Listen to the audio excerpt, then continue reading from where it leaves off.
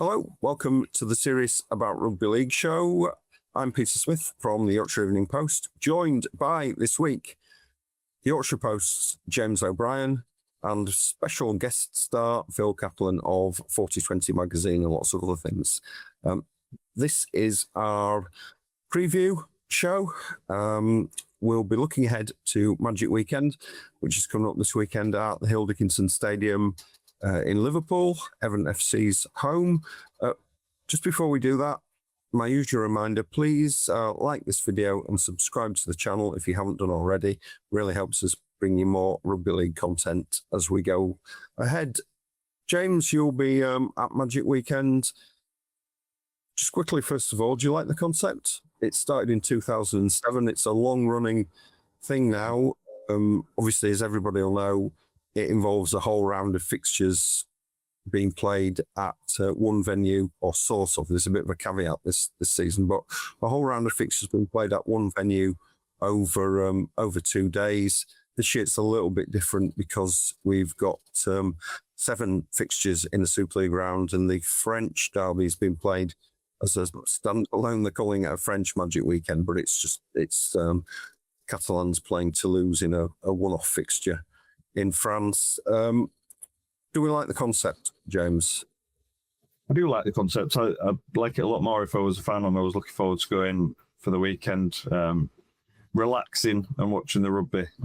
6 games of rugby, that'd be the dream. Maybe with a beer or two in hand, that would be nice. But yeah, it's quite hard from our perspective in it. I don't want to play my little violin, but by the end of Sunday afternoon, you are quite fatigued. But in terms of the concept, I love the concept. I'm glad it's gone to a new stadium, a new venue as well, because I do get bored easily. So when it's at St James's Park year after year, it's like we're just going back and living the same weekend over and over again. So from that perspective, I'm really pleased that he's in Liverpool and Everton Stadium. We were there for the Ashes, an amazing venue. I couldn't. In terms of location, there'll be people going, well, it's miles out of the city centre, but it's only a shortish walk. I walked from the station last year. I don't even think it took half an hour, maybe around half an hour. And there are some bars on the way. So yeah, it's not too far out of the way, and there'll be a lot to do around the stadium as well. And I just think it'd be nice to watch a Magic Weekend event when the stadium's almost full. I think in the past there's just been pockets of fans everywhere. I don't think it'll be full at any point, obviously, because fans will be coming in and out to watch their team. But hopefully for the big games, it will be at least 3/4 full, and that would just look amazing on telly compared to the pockets, like I mentioned, that we've seen in previous years. So I'm really looking forward to it, and I'm interested to see how successful it is in Liverpool, because it's got a lot of potential. Phil, in 90 seconds or so, sell Magic Weekend to us. Well, I'm the same as James, other than instead of a pint, I'd rather have a donut. I suspect that this is a destination location that a lot of people are going this time because the word coming back from that Ashes test was that this is a state-of-the-art venue, and if you're going to watch any sport, you want to watch in the best possible facilities. If anybody's watching this and they go, and you will not be disappointed, it will be a fantastic weekend. It must be a good concept because the Aussies nicked it. That my only reservation would be, I wish it was part of the regular season rounds. Annoyingly, I think 3 weeks from now, all of these teams meet again in Rivals Round Reignited, and I just wish that this was that revised Rivals Round. I know there are issues around who is the home team, but if we do have a settled Super League and we know which teams are going to be in it for more than 5 minutes, we can alternate home games between the teams over the course of a couple of years.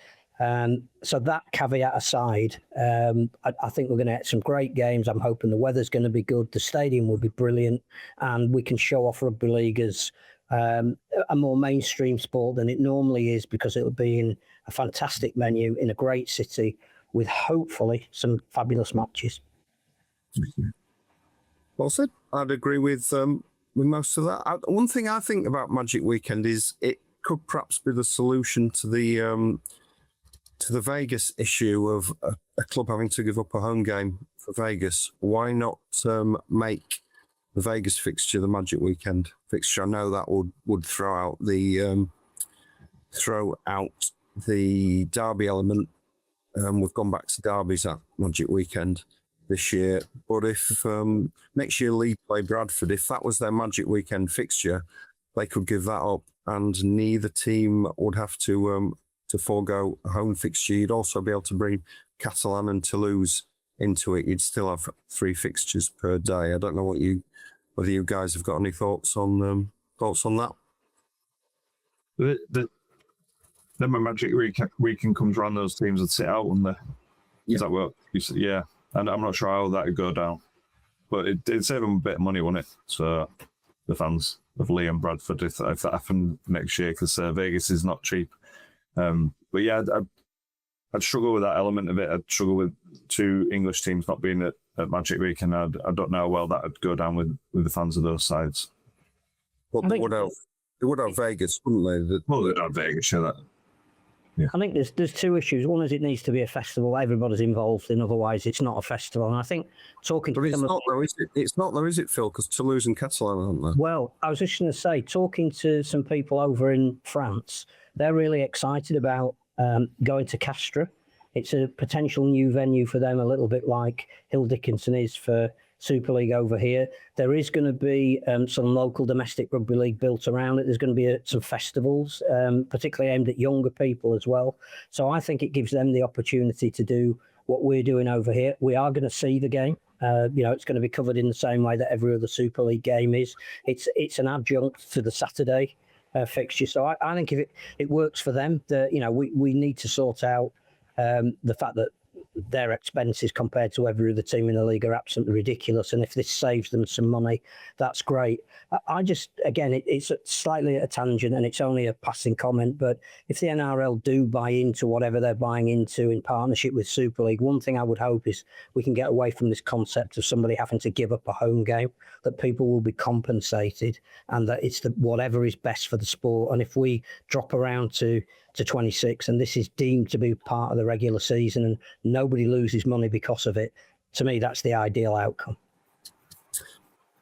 If obviously everyone watching this video will have their own views on Magic Weekend, let us know what those views are in the comments, please, and we'll perhaps discuss those next week. Looking ahead to the matches themselves, kicks off with what on the face of it isn't the most attractive game, but results last weekend and performances last weekend make it a little bit more interesting than it seemed a while ago. Huddersfield against York. Huddersfield on the back of a very unlucky defeat against Wakefield, as we discussed in our review show. And York tails up after a victory at Castleford last weekend. This is one that you'll be there early for. James, on the Saturday, how do you see it going? I've no idea. I think both sides could maybe just go back to type, or they might be confident. You don't know, do you? You don't know the sides near the bottom. It's an intriguing matchup though, based on what we saw over the weekend. Huddersfield running Wakefield close, York going to Cass and winning. So yeah, in theory they should go into it with a bit more belief. Hopefully the shackles are off, because obviously there's no automatic relegation. So otherwise it'd be even more intriguing, wouldn't it? I think there's how many points between them now? Is it 4? 4, 6? 4, yeah. So yeah, it'd be intriguing in that sense. But yeah, I hope they come out and try and play like Huddersfield did yesterday. I know one of our friends and colleagues was talking about how entertaining or not or otherwise Huddersfield were, and then they come out and play like that yesterday. So that was quite interesting. But yeah, I thought they did try and play at Wakefield, helped by some flimsy defence. But hopefully that'll give them some confidence to come out and play on the big stage at Everton. Same with York as well. Paul McShane at his imperious best last week. Hopefully he belongs on a stage like that, even at his age. So there's a lot to look forward to, I think, now. If they'd have both lost at the weekend and gone down quite heavily, I think it would have been a bit of a non-event. But yeah, I'm hopeful now that they'll come out and put on a show and get fans through the gates early, because that's probably the one game where you're worried about how many fans will be in the ground. But yeah, I'm predicting a good game. I don't know which way it'll go. I know you're going to ask me, so I'll let Phil take that. No, come on, it's a prediction show. You've got to make a prediction. Oh. Well, given I was at Huddersfield, I wasn't at Castle on Friday. I'll have to go to Huddersfield, but not by many, maybe 6. But yeah, I'm not entirely convinced by that prediction, but that's what I'll go with. Mr. Caplan, how do you see it? Any game between two teams of similar standard has rarely disappointed in rugby league, and I think we do now have the opportunity of having a game that's going to kick off this festival of rugby league that will definitely be worth watching. The incentive for both teams, Huddersfield to narrow the gap to the teams above, York to potentially go above Toulouse and start heading back up the table again. I like the way York play. I think it's quite refreshing. And again, I think that's down to Mark Applegarth and his style of coaching. I don't know if Huddersfield can back up. That was a great result, but crushing disappointment at the end of it last week. I'm going to go for York narrowly, but again, because neither of us know, maybe all three of us don't know. I think that's why it makes an intriguing start to the weekend's matches. Yeah, I think there's 2 games at Hill Dickinson that are very difficult to predict, and this is one of them. I think Huddersfield, maybe, like Phil says, will find it hard to back up, but you could say the same about York. But just the fact that York are on the back of a victory, whereas Huddersfield had a really disappointing, agonising defeat, when they will feel that they'd done enough to probably win the game or at least take it into Golden Point. I'll tip York narrowly. But it's funny. It's the first game each day is one that probably has the least expectations, and often at Magic Weekends that's one of the better games. And I think this might be. I'm looking forward to this one. So I'm going to tip a narrow York win. Next up, James, again to go first because this is one of your games. Hull KR against Hull FC, the big derby. Yeah. How's it gonna go? No idea. Yeah, I'm really struggling with all. I've just looked down the list. I'm really struggling with all games, and I guess that bodes well, doesn't it, for a successful weekend? It means that the fixtures are picked have fallen pretty nicely in terms of the form of both sides. Hull KR, yeah, we're speaking now. We don't know who's going to be back for Hull KR, if anyone. So that makes it difficult. If they do have the likes of Jesletton back, I would really fancy Hull KR to bounce back. But then again, Hull FC are coming off a strong performance against Wigan, so you don't know what that's done for them because they were in a bit of a tough spot before that. So yeah, really a hard game to call. I'd really go Hull KR's way, but there's something stopping me at the moment with Hull KR. I don't know what it is, but this could be the kind of game that does get them going again. It should have been last week, you'd say. Headingley did get them going in some respects. They were really up for that game. You could tell at the start they were very niggly and tried to drag the Leeds into that kind of contest. It'd be interesting to see what their approach is this week against Hull FC, but yeah, it'll be definitely blood and thunder. And go and speak to Phil about it, and then I'll try and think of try and come up with a prediction. Okay, we'll come back to you. You're not going to get away with not predicting. I'm just going to copy what Phil says. Phil, come on, you haven't got a dog in this fight, as they say. Who's going to win it? So this used to be one of my favourite games of the year because you'd crack open a beer, sit back in your sofa and watch two teams that clearly dislike each other beat the hell out of each other. I mean, for me, that's the perfect watch, isn't it? But if they weren't playing each other in 3 weeks' time, I would have said this is Hull's biggest game of the year. It's almost their cup final. It's the way to get back in favour with their fans. We know that obviously winning trophies and league positions mean everything, but beating your noisy neighbours is sometimes just more important. And I think Hull have got the opportunity to do this.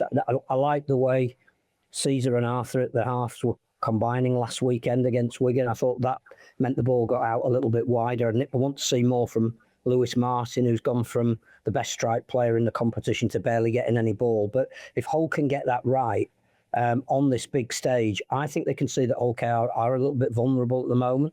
It does depend very much on who is fit, because I think what we have seen this year is that Hull KR's squad is relatively thin, and they've been asked to do more than any other club this year with the World Club Challenge and going to Vegas, and that's mid-season now taking a toll. How Hull KR regroup from that heavy beating at Headingley, I'm not sure. It's another big stage to play on. They need more out of Mikey Lewis. I think Jake Connor had him a little bit in his pocket last week, and Mikey will have hated that, and also loves the big stage. So he just could be the dominant character. But I suspect that we just might see a narrow Hull win, but I'm not confident. I don't think that helps James at all. Well, then back to you, James. I'm going to go with Hull KR. I just fancy them to get over the line. I don't know why. I've just come up with that in the last couple of minutes, but I've convinced myself that they're going to get over the line and they're going to win, and they need it, don't they? I think, like we touched on in the other show, they've got Lee breathing down the necks now. This is where they have to stand up and be counted as champions, and that's the tag that they've got, and they've got to come out and play like champions on a big stage.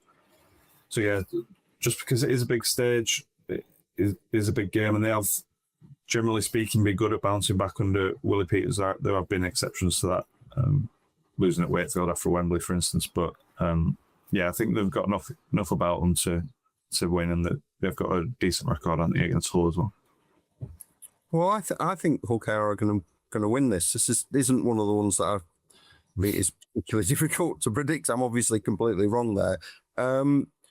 I think Hull KR are decent at bouncing back. They've got a very good record against Hull FC. I'm not sure that Hull FC can string two solid performances together. And that's the thing as well, yeah. They've struggled to do that this season, haven't they? And I think Hull KR will probably have Jez Litton back, and obviously Dean Hadley will be ruled out. He was concussed against Leeds, but I just think that Hull KR will have a little bit too much for Hull FC. So I'm going to predict a fairly comfortable Hull KR winning that one, maybe by a couple of scores. Final game on Saturday, certainly in England, is Lee versus Warrington, and this is one that I do think is difficult to predict. I've no idea who's going to win it, really.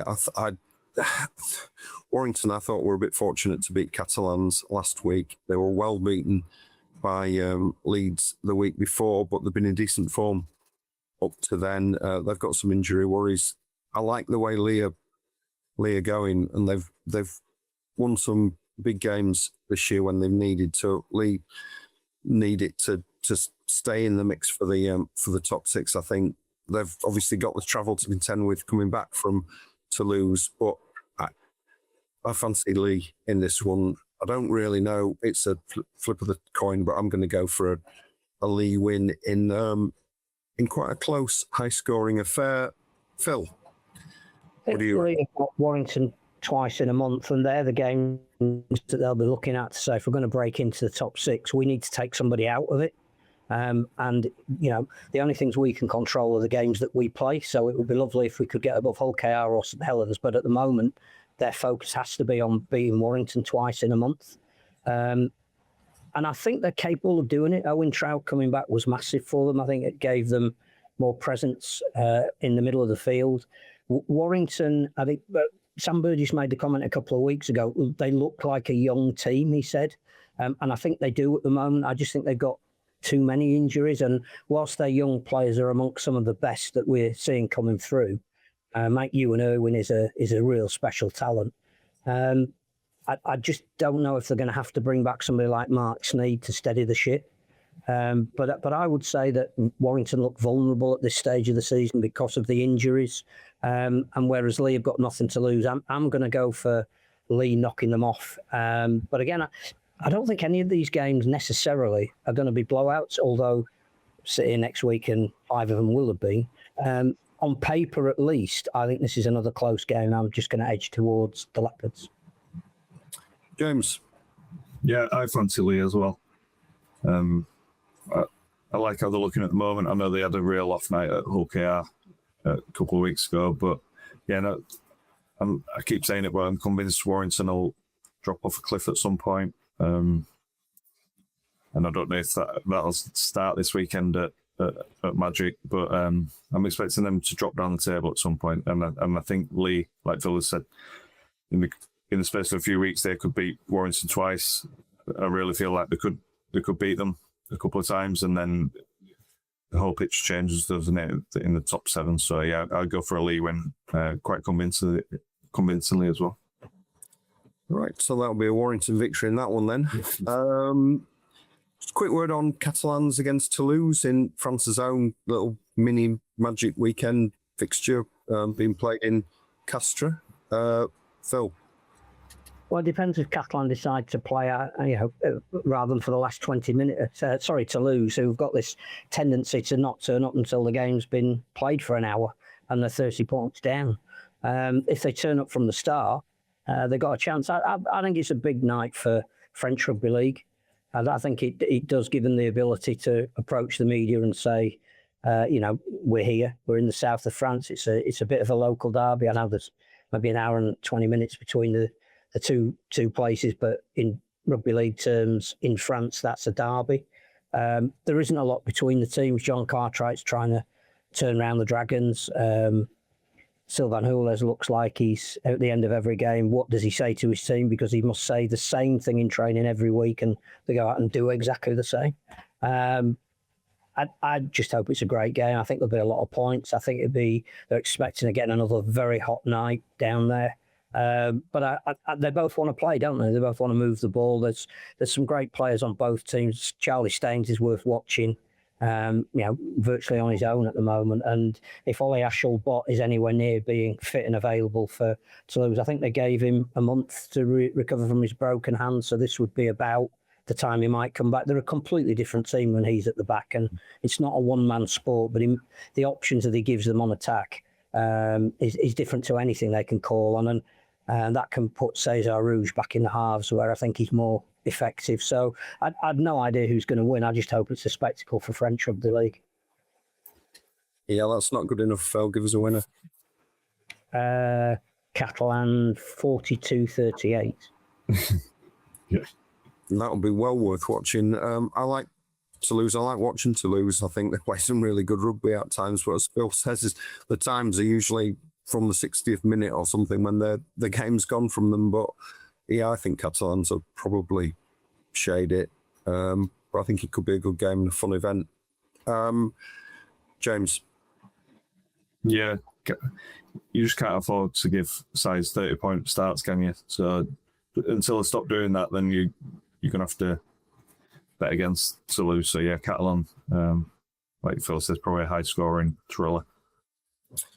Day 2 at Magic. Sunday begins with Castleford against Wakefield. Starts with 2 Yorkshire derbies, in fact, or West Yorkshire derbies. So you're going to be a busy boy. James, how do you see Cass Wakey going? Again, I'm not sure. It just based on what we saw last weekend, Cass can they bounce back? I mean, they beat Wakey, didn't they, at the end of last year? And that was a really inspired performance, but this is on neutral turf. I just don't. But then again, I watched Wakefield. I wasn't sure about Wakefield against Huddersfield either. So I just don't know which version of either side is going to turn up. So yeah, I'm really struggling with this one as well. I'm glad I'm not betting this weekend because I won't have a clue. I think I'd leave my money in my pocket. You'd have to. Wakefield have got more credit in the bank, haven't they? So I'd have to side with Wakefield to turn up on this kind of stage. I know they beat Caston quite convincingly in Newcastle last year. So yeah, I'd have to back Wakefield, but I'm not entirely sure how it's going to go, to be honest. And I know that's rubbish for a prediction show, but that's where I am with all these fixtures. Phil? I thought Sean Lane had joined us for a minute, then I'll put it in the back. I don't know. They've both got so much to prove, haven't they? You know, Ryan Carr has relentlessly been saying every single week we need to be a consistent team, and just when you think they are, his charges go out and prove him wrong. I think Daryl Powell would have hidden his real thoughts last Sunday. I suspect he would have been incredibly disappointed with his team in the manner in which they allowed themselves to be almost, I don't like using the word complacent because rugby league players are an astonishing breed and I don't think they ever are. But to be up so convincingly so early, you would have thought that a ruthless and relentless team would have gone on and won by 50 points. And I think to be hanging on at the end, he would have been worried about that. So which one of them bounces back? I think it is going to be Wakefield if they genuinely do have pretensions to be among the top four teams, to be potentially contesting a grand final. Come the beginning of October. This is a game that they can't afford to drop. They were very, very close last Sunday and they need to put down a marker. And I suspect that their defensive intensity will be a lot better than it was against Huddersfield, and that'll see them through. Yeah, Wakefield won 34-0 when the sides met at Easter. I think there'll be a bit of a bounce back from Cass. They're a better side than they were at the start of the season, but I still think Wakefield have got the edge, and I think Wakefield, having not played particularly well against Huddersfield and got away with it, and they need the win because it's tight in the top six. I'm going to predict a Wakefield win, but it might be a closer game than the league positions suggest. And then the big one. Leeds against Bradford. I think everybody remembers 2007 and the Jordan Tansey Magic Weekend game at Cardiff. If you don't, Google it. It was it was interesting. The way Leeds are playing, you'd have to say it will be a Leeds victory. They're playing really well at the moment. Bradford coming off the back of a hefty defeat at home to St Helens, and they've not been successful away from Odsall this season. I just think in this sort of derby, it's difficult to predict, but it's hard to see anything other than a Leeds win. Mike Acevo needs a try to set a new Leeds record for tries in most consecutive Super League games. Interestingly, the last game he didn't score in was at Bradford, and Leeds had a tough night that night. Bradford gave it to them, and Leeds weren't comfortable really. I think they were trailing at half time. They weren't comfortable until probably 20 minutes to go. So I don't think this is going to be one-way traffic, but I'll predict a Leeds win. I just think the way Jake Connor is playing, if he can get the ball wide to Sevo, which he generally does, I think Leeds will be too strong. James, I find it a bit easier to predict this one. I don't know I'll end up with egg on my face and Bradford will win, but I just see Leeds winning quite convincingly. The way they're playing at the moment, they've got quite a favourable run of fixtures, having come through that tough June. And I just think they'll get on a real roll now. There's something in the back of my mind saying, what if Bradford turn up and all the passes stick and they play the brand of rugby they have been playing and they tear Leeds apart? I'm not ruling that out completely. That can happen on the day, but it only happened in 1 in 10 games, probably where every pass sticks, or maybe even lower odds than that. So yeah, I'm going with Leeds to win quite handsomely. Yeah, if Leeds are going to be genuine contenders, they have to win this sort of game, don't they? These are the sort of games they've slipped up a bit in over the last few years, or when they've, since the glory days, that they've had trouble in this sort of fixture. It's the sort of fixture you'd expect a top of the table team to win.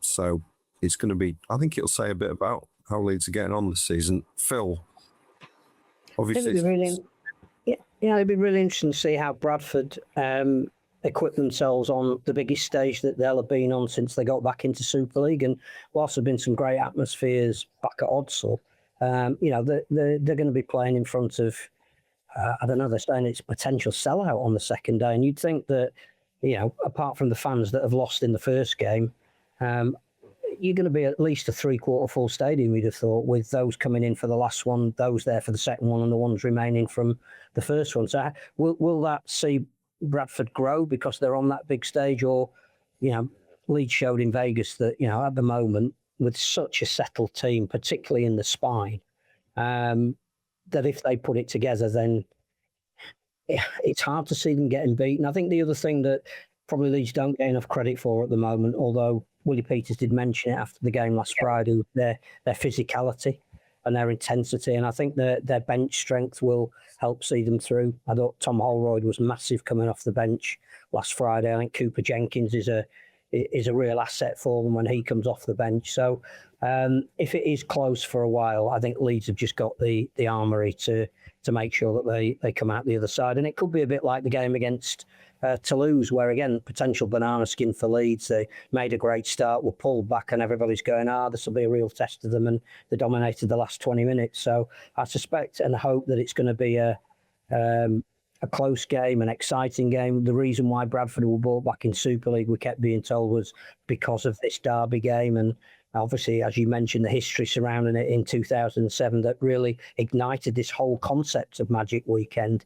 Let's hope we get something like that.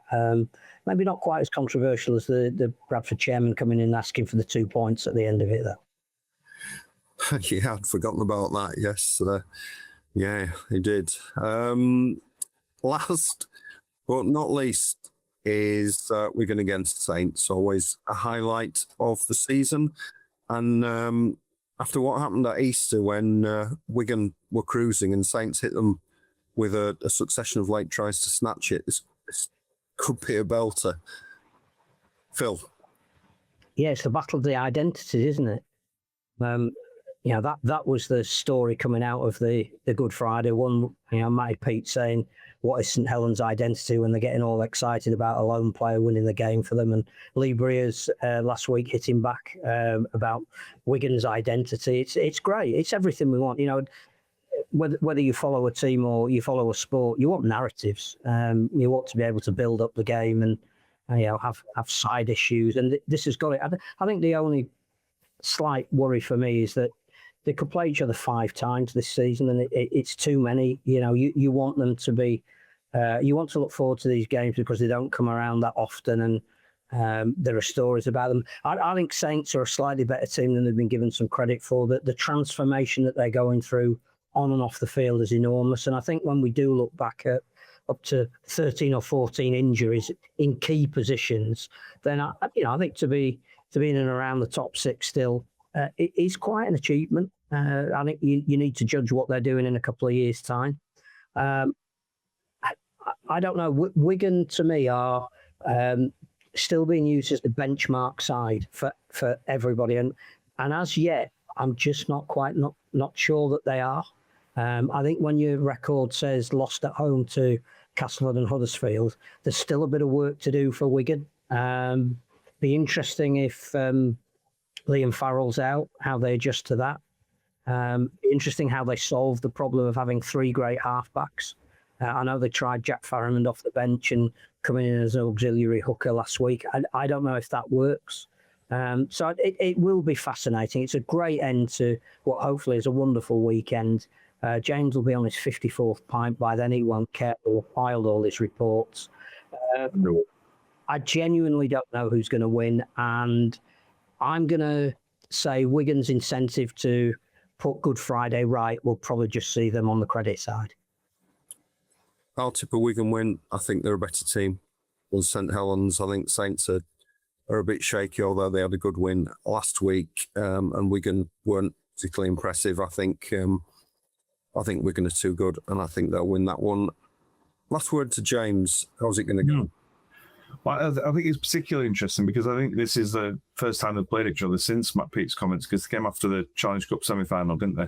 So there's going to be a fair amount of aggro, which I'm really looking forward to. I think it's a great way to finish off the weekend, having a proper dust-up. And I just hope they go after each other and it's one of those slugfests. And I just think Wigan drew a bad result, a poor result. They nearly came out on the wrong side of the result at Hull. So I don't know why, but just the message about the identity will be ringing around the St Helens players in their minds. So I'm going to go for St Helens for no other reason than they're just going to go out there and try and beat Wigan up and prove a point. So I think it'll be a great way to finish the weekend. I'm really looking forward to that game, and hopefully I'll have finished all my work and I can just sit back and relax and enjoy that game. And there we have it. That's what we think will happen at Magic Weekend, which is coming up in a few days' time. If you've got any thoughts on that or anything else we've said in today's show, let us know in the comments. Thank you to James O'Brien from the Yorkshire Post for joining us, particularly to Phil Caplan for 4020 magazine, coming in as a special guest star. I'm Peter Smith of the Yorkshire Evening Post. Please remember to subscribe to this video if you haven't already, and to like the video, subscribe to the channel, and to like the video. Please join us next week when we'll have a look back on the Magic Weekend and everything else that's happened between now and then. Thank you very much for watching.